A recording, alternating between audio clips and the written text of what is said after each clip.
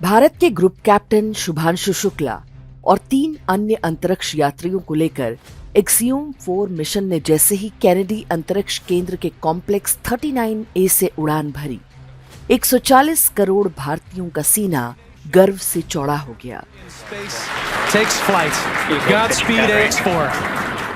International space station यानी ISS में वे गुरुत्वाकर्षण से जुड़े कुल 7 एक्सपेरिमेंट्स का हिस्सा होंगे।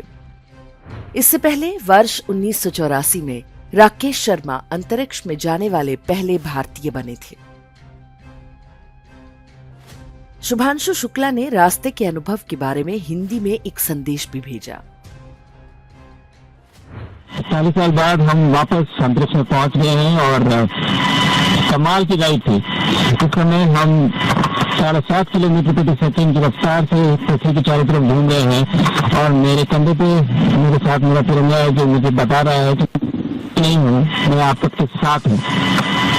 ये मेरी इंटरनेशनल स्पेस स्टेशन की जर्नी की शुरुआत नहीं है, ये भारत के ह्यूमन स्पेस प्रोग्राम की शुरुआत है और मैं चाहता हूँ कि आप सभी देशवासी इस यात्रा का हिस्सा बने। आपका भी सीना गर्व से चौड़ा होना चाहिए, आप भी उतना ही एक्साइटमेंट दिखाइए। आइए हम सब मिलकर भारत की ह्यूमन स्पेस प्रोग्राम की जर्नी की शुरुआत करें। धन्यवाद। जय हिंद, जय भारत। शुभांशु शुक्ला हो या राकेश शर्मा, ये निश्चित रूप से उनकी निजी और एक राष्ट्र के रूप में हम सब की सामूहिक उपलब्धि है। ये कहने की आवश्यकता नहीं कि उनका चयन पूरी तरह से योग्यता के आधार पर हुआ होगा। इसमें किसी तिकड़म, जुगाड़, सिफारिश, भाई भतीजावाद या किसी प्रकार के आरक्षण की कोई भूमिका नहीं रही होगी। ऐसा भी नहीं है कि शुभांशु शुक्ला के बाप दादा अमेरिका आते जाते रहते थे, इसलिए उनको कोई क्लास प्रिविलेज मिल गई। कोई कहे कि भारत के पहले दोनों ही अंतरिक्ष यात्री ब्राह्मण हैं, तो इसमें कुछ गलत नहीं। ये एक संयोग मात्र है। आने वाले समय में ऐसी उपलब्धि कोई भी अन्य भारतीय पा सकता है, चाहे वो किसी भी जाति या क्षेत्र का हो या कोई भी भाषा बोलता हो। शुभांशु शुक्ला की उपलब्धि का एक अन्य पहलू भी है। उनकी उड़ान जिस दिन आरंभ हुई उससे ठीक एक दिन पहले ही उनके घर लखनऊ से कुछ 100 किलोमीटर दूर इटावा में हुई एक दुखद घटना के आधार पर पूरे ब्राह्मण समुदाय के नरसंहार का आह्वान किया जा रहा था। ये सब एक ऐसे राजनीतिक दल और उसके समर्थकों द्वारा हो रहा था जिसका नेता संसद में खड़े होकर कह चुका है कि वो हिंदू समाज को बांट कर दिखाएगा। वही नेता जिसका पिता अयोध्या में निहत्थे राम भक्तों पर गोली चलवाने को अपनी सबसे बड़ी राजनीतिक उपलब्धि मानता था। ब्राह्मणों को गाली देना और इसकी आड़ में भारत के बहुसंख्यक हिंदू समाज को टारगेट करने का चलन नया नहीं है। स्वतंत्रता से पहले अंग्रेजों ने हिंदू धर्म की सफाई के लिए एक रणनीति के तहत ये अभियान आरंभ किया था। हिंदू तो नष्ट नहीं हुए, अंग्रेजों को ही बोरिया बिस्तर समेट कर जाना पड़ा।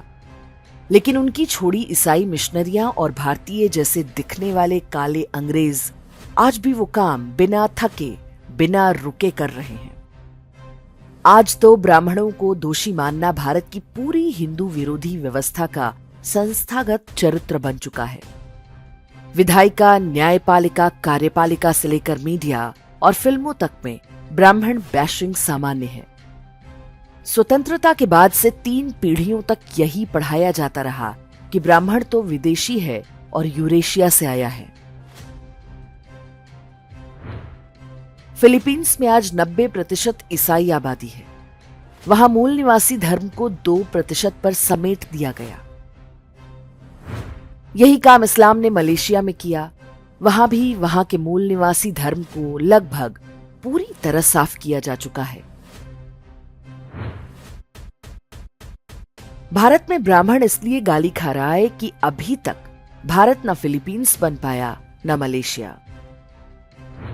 भारत के अन्य समुदायों और जातियों को ब्राह्मणों को अपना शत्रु मानना और हम हिंदू नहीं हैं का नारा लगाना सिखाया जा रहा है, ताकि फिलीपींस और मलेशिया की तरह सबको कन्वर्ट करने का धंधा आराम से चलता रहे।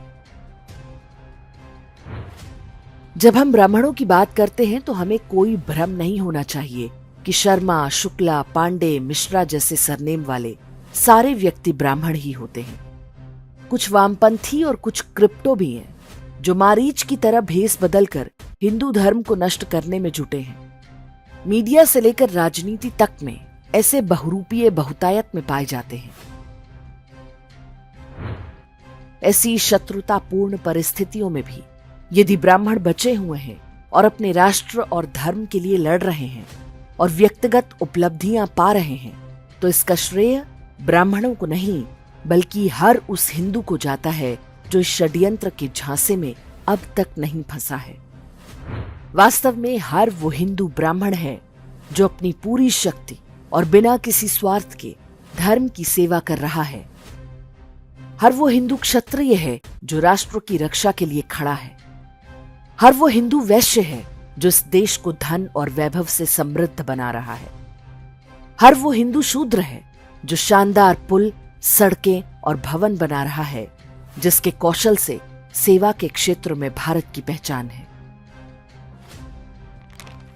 शुभांशु शुक्ला की जाति और भाषा महत्वपूर्ण नहीं है। महत्वपूर्ण केवल यह है कि हर जाति और समुदाय की नई पीढ़ी उनसे प्रेरणा पाए और एक दिन उनसे भी ऊंचा स्थान पाकर दिखाए। एक ब्राह्मण के रूप में ये उनकी सबसे बड़ी उपलब्धि होगी, अंतरिक्ष यात्रा से भी बड़ी उपलब्धि।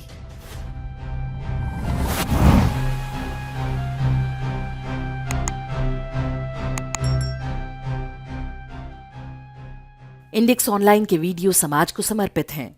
आप इनको डाउनलोड करके जैसे चाहे वैसे प्रयोग कर सकते हैं। चाहे तो आप हमारे टेलीग्राम चैनल से जुड़ सकते हैं। वहां सारे नए पुराने वीडियो आपको मिल जाएंगे। हमारे सोशल मीडिया लिंक हर वीडियो के डिस्क्रिप्शन में होते हैं। हमारा एकमात्र